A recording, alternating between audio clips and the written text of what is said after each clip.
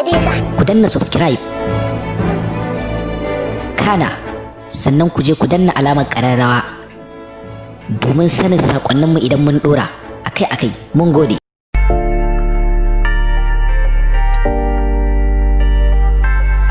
Farar halitta ya gama garwaye jikina, sannan ruwan zuma ne so mai raba zuciya da kuna.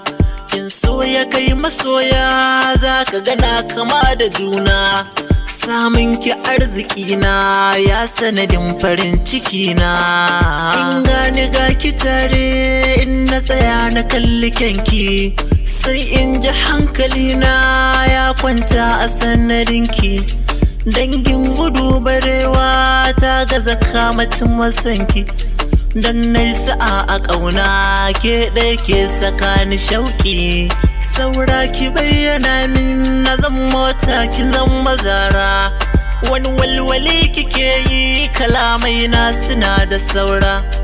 In dai na ɗau amana na damƙe kin ganai dabara, mai sanya gamuware shine ya tsaya ya kama fara. Kallon kike sakawa nake yin tausayin masoya, sirrin da ke a ɓoye za na faɗe shi babu ƙarya.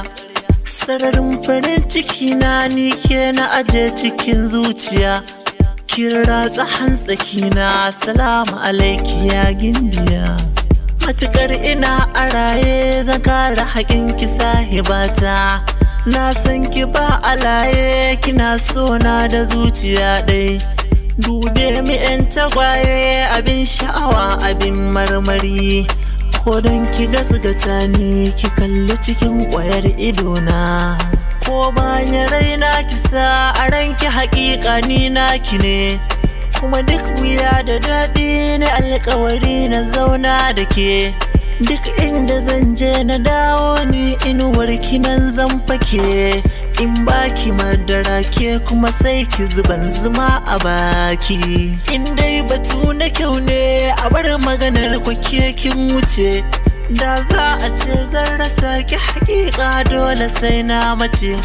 Ke ce cikon rayuwata ko magana nake sai da ke. Hirar ki ke faranta min raina kin ji sahibata, hirar ki ke faranta min raina kin ji sahibata, hirar ki ke faranta min raina kin ji sahibata, hirar ki ke faranta min raina kin ji sahibata.